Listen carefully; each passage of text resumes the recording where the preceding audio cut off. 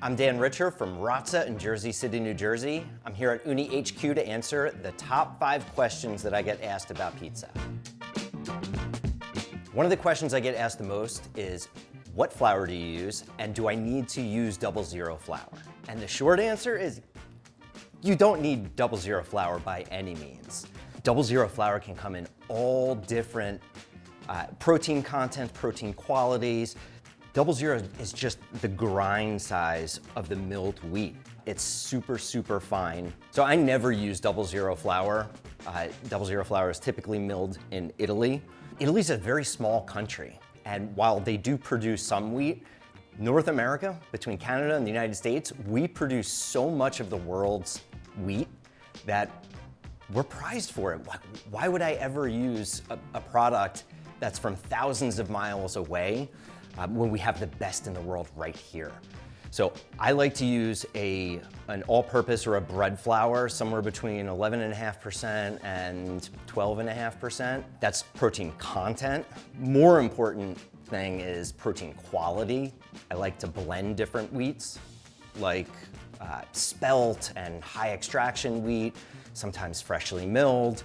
I'm making hundreds and hundreds of pizza doughs every day, so it gives me the opportunity to truly dial in and to understand one flour. And we'll spend a year with one blend of flours before we can truly understand it, and then we'll change it. So we change our wheats maybe once a year, if that. But the best way to really know a flour is to bake with it, and bake and bake and bake with that one flour to really truly understand it. Pizza making is all about managing variables, and there's so many things that can happen. We have to manage these variables like time, temperature, hydration, salt content.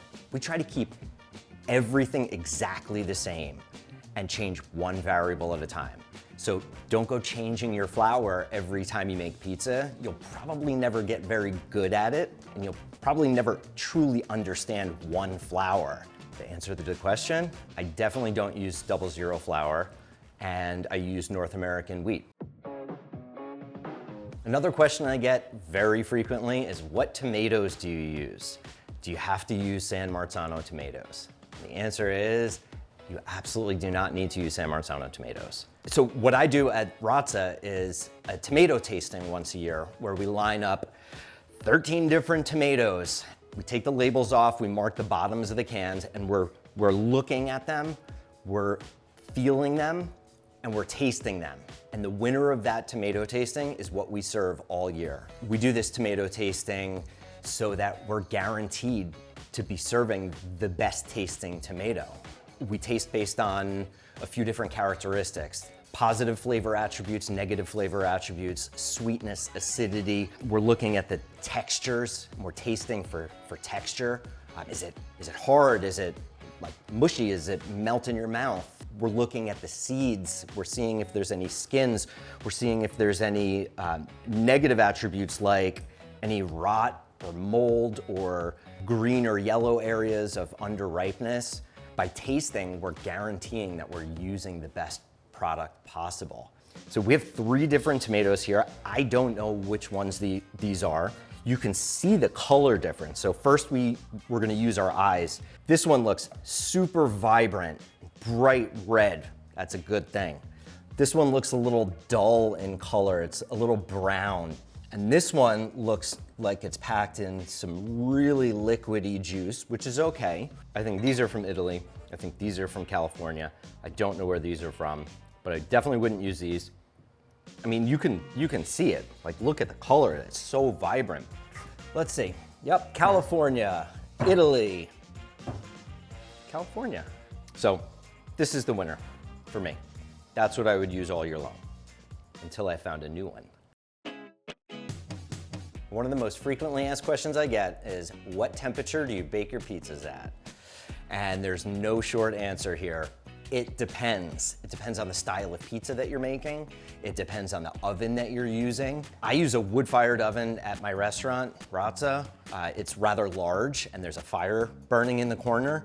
The great thing about large wood-fired ovens is we have a range of temperatures, everywhere from Sure, 1,000 degrees, all the way down to 450 degrees right by the mouth of the oven. Electric ovens and gas ovens and home ovens, it's a much smaller chamber, so you don't have that wide range of temperatures. So the temperature that you bake your pizza at is a little bit more important. Plus, it's a little bit more accurate because of the baking chamber size. It's pretty even throughout. Maybe right by the door, it'll be a little bit lower in temperature. So temperature's a little bit more important. The best thing you can do to find your ideal oven temperature is practice. It's bake. Bake it at a very high temperature, then lower it 100 degrees. Bake it at that temperature. Too hot? Lower it another 100 degrees. Work with it. Your oven does not have to be on full blast at all times. When I bake in an Ooni, my oven is not usually on full blast. In between pizzas, as I'm baking, I always crank the temperature, put it on high to recharge the heat, to regenerate the heat that's lost in the floor. In order to bake pizza, we have to understand the basics of thermodynamics and heat transfer. So every time we put a pizza in, we're removing heat from the oven. Now there's the stone temperature, the floor temperature, and then there's the ambient temperature, and those are usually different. Typically, the stone temperature is slightly lower in temperature because heat rises, the heat source is coming from up there. When I bake in this oven, I'm preheating to about 650 degrees. Once I start to make the pizza, I'll turn the oven up, make the pizza, launch it into the oven. I wait for oven spring and the first signs of caramelization on the rim of the pizza, and then I turn the heat all the way down. Sometimes I'll even turn it off. Usually I turn it just to the lowest setting, and then start spinning the pizza slowly. I'll move the one side that caramelized slightly, I'll move it away from the heat source, and I'll continue with that small rotations until I'm all the way around, and we have beautiful caramelization all the way around. Oven temperature is determined by the style of pizza that you're trying to make, but also the hydration of your dough. The higher the hydration of your dough, typically the lower the oven temperature. It's an inverse relationship. So the drier the dough, the faster you want it to bake, typically, not always. Anytime you see pizza that's burnt, you typically went too far. So turn your oven down and let it coast. If you need additional caramelization by the time your pizza is just about ready to come out of the oven, crank the heat all the way up, get some really good browning on that crust, and then take your pizza out. Every pizza, we have this opportunity to learn more and to challenge ourselves if we pay attention. And if you pay attention at each step of the process and make mental notes or physical notes, and you make corrections the next time you bake, you're gonna get good at making pizza.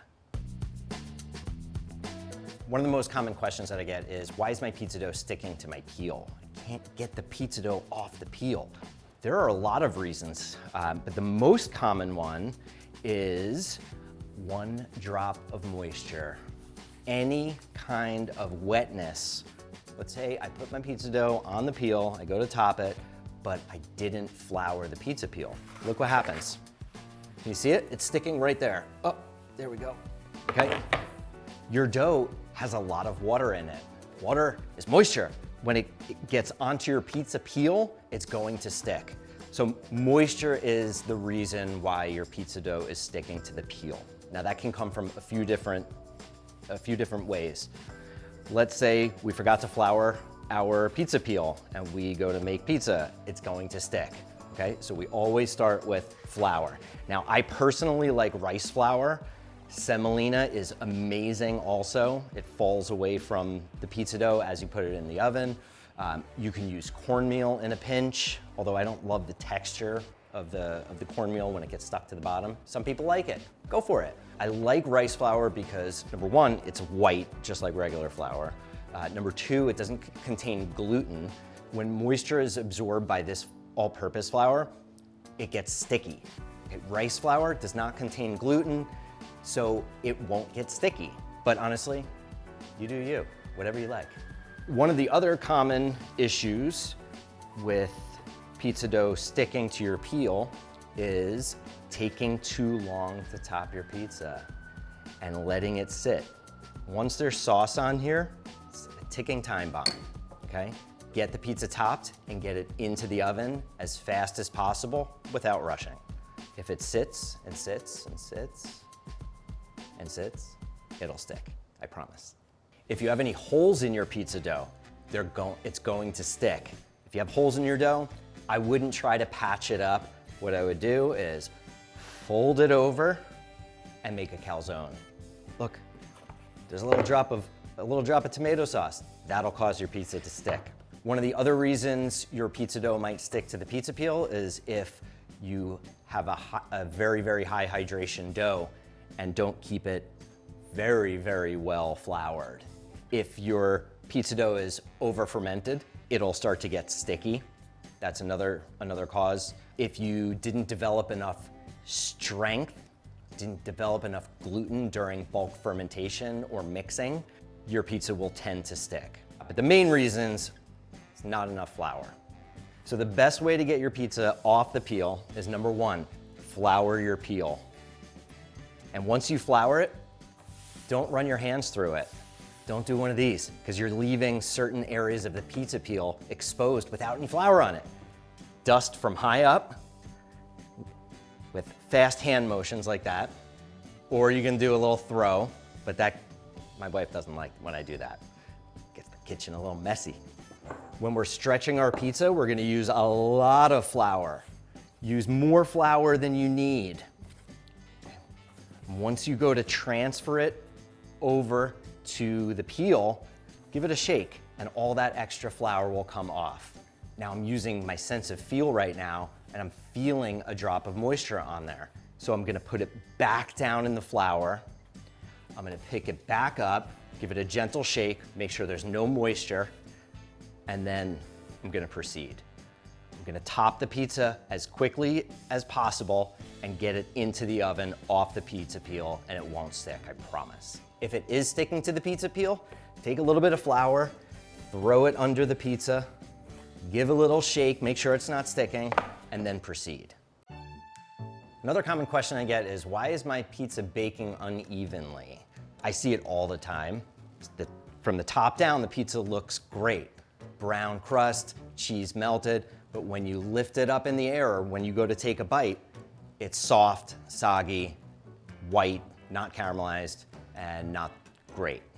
Pizza bakes from the top down, but also from the bottom up. It's really important, don't just look at the top of your pizza. You have to lift it up slightly, duck down, and check the underside of your pizza. You can't just look from the top down. It's really, really important. You have to make sure that your stone is hot enough. The preheat is so important. I typically preheat my oven for an hour, minimum. While I'm getting all my toppings ready, the first thing I do, preheat the oven. It's super important. You wanna thoroughly heat the stone. In between pizzas, I'm turning the oven all the way to the highest setting and giving it a minimum of 10 minutes in between bakes.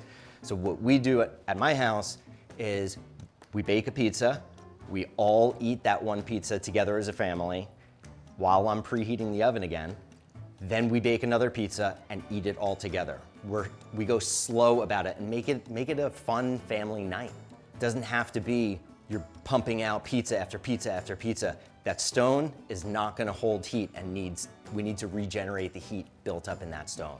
So long preheat and then reheat in between bakes. Finding that right balance of time, temperature, and your dough hydration will lead to great success. The only way to do that is to practice. Practice, practice. So these were the top 5 questions that I get, but I get hundreds of questions all the time. There are so many questions. I still have questions. I've been making pizza for 20 years and I still feel like I'm at the beginning. There's always more to learn. There's always something new to try. And you only get good at making pizza through repetition, through practice. You keep doing it. If it's your first time making pizza, it's probably not gonna come out that great. And you should just celebrate that. It's all good. It's all in learning and practice. The next time you make pizza, you'll remember what you did wrong the first time and you'll get better. And if you keep doing that over and over, bake after bake, year after year, you'll get very good at making pizza.